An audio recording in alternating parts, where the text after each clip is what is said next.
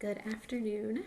I haven't been on a Facebook Live in a really long time, and I thought maybe I would hop in here today and do a little education because it makes me feel more like myself, and I'm missing that these days, doing some teaching and stuff like that. So I've come in here to do a little impromptu class about herbal medicine. So I was thinking back to when I got started in herbal medicine. I remember my very first ever experience with herbal medicine was I was 17 and I was at a friend's house and I was allergic to his cats. And his older brother's girlfriend said, "Oh, sweetie, your eyes are so swollen. Here, use this eye bright nettle." It was a tincture. She put it in some water for me and I drank it and I felt a little bit better. And I was like, what in the heck was that? What is eye bright nettle? What is a tincture? I had no idea. So that was my first experience with herbal medicine that I can ever remember, outside of like drinking teas or things like that. And then as I went through life and got a little bit older, I started to learn that some of the plants in my own yard were medicine. And that changed everything for me. So today, what I want to talk about is types of herbal medicine or ways you can encounter herbal medicine in your own life. Some of the easiest ways to kind of get into that practice of incorporating herbs into your daily life. And just like my first herbal experience was with a tincture, I'm going to talk about tinctures first because that is the way I interact with herbs most regularly because it's quick and easy. And my life makes it hard to do things that aren't quick and easy. So what is a tincture anyway? Well, plants, when they are growing, they develop strategies to survive, just like we do. They have hormones and chemicals and flavonoids and phenols and all these other kinds of constituents that protect them from the radiation of the sun, that keep bugs from eating them. Plants can't get up and move, so they develop these really intricate chemical responses to the world around them to keep them safe, since they can't move away from danger. So they have all of these constituents inside of them. And we get those into us when we eat plants. They say, oh, if you eat blueberries, it's anti-inflammatory. So we know some of these. If we eat elderberry, it's antiviral. So some of this is coming into the mainstream. But if you take a plant and you extract some of those phytoconstituents into a medium called a menstruum, then you are able to take that plant's medicine into your own body. And that's what a tincture does. So I have lemon balm tincture here. This lemon balm was a plant I grew here in my yard. It's really easy to grow. And whenever it was just starting to flower, I cut the tops of the plants and put them in a jar with alcohol.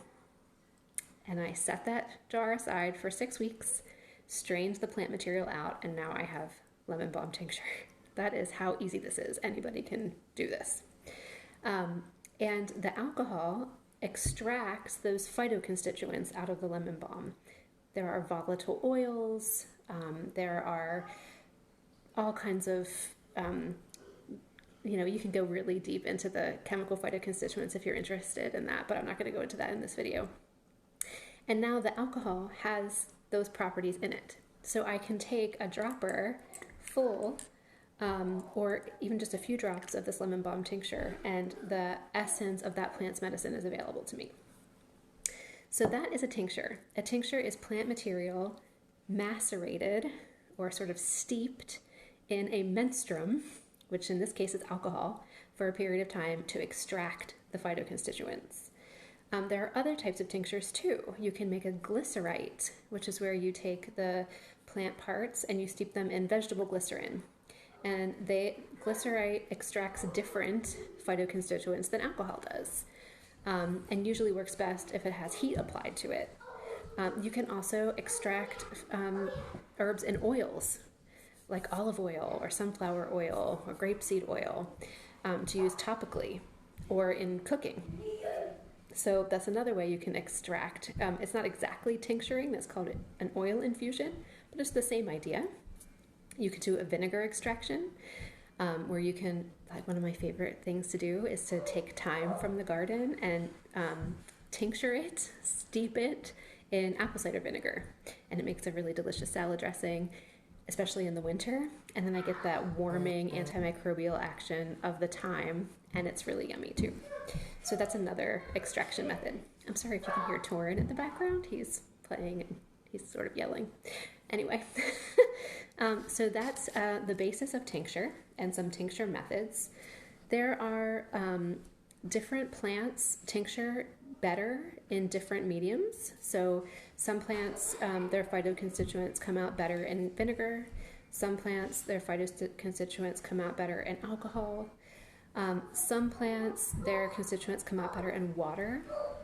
So this isn't a plant, but an example are mushrooms. Mushrooms like turkey tail. They have something called polysaccharides that are really, really helpful to our immune system. They're immunomodulators, but they come out best in water. So I just decoct the mushrooms, which is boiling in water or simmering for a long period of time, and then add that to alcohol for a secondary tincturing, because there are some constituents in the mushrooms that come out better in alcohol. So if you decoct it first and then tincture in alcohol, you get a more comprehensive profile of the chemicals in that plant, or the whole plant medicine. So this is just an introduction, but if you decide to use tinctures in your self-care practice, there are some things to consider. Not all tinctures are created equally. So knowing the source of your medicine is really important. Knowing that the person making your tincture made 100% identification of the plant. They were really sure that the plant they were working with was that plant.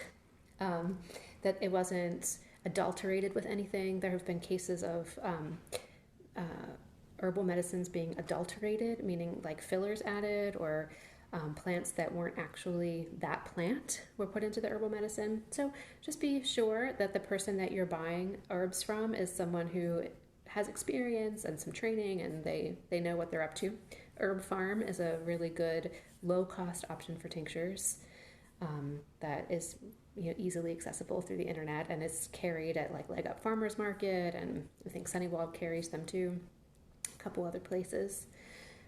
We also have some local herb makers, so I definitely promote those people. I'm one of those. There's several in the area.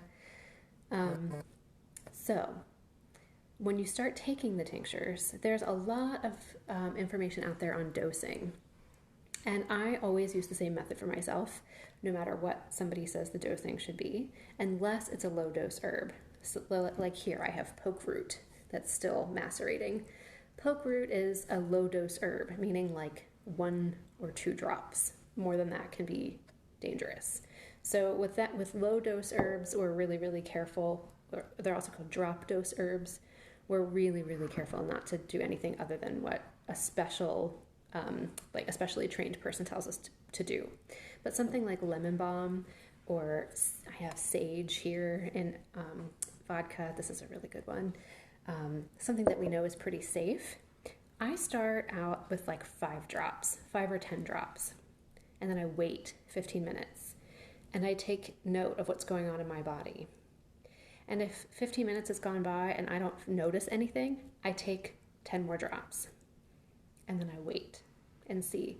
And then, once I start to feel what that herb is going to do for me, I keep track of how many drops it took me to get there. And then that's my dose. That's the dose that I take. Some people take a dropper full of everything. Some people, take whatever it says on the bottle. So it's really up to you. But I really like having an individualized approach to how I take herbal medicine, because it's a way that I honor the plant and I honor myself. Because every plant is like a whole universe in itself. And once it meets the universe in my body or in your body, they have some sort of synergy together. Something happens between them.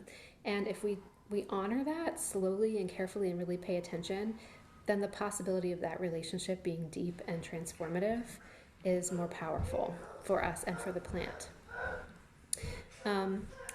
So that's tinctures, that's dosing of tinctures. The shelf life of tinctures, some people say they last 6 months.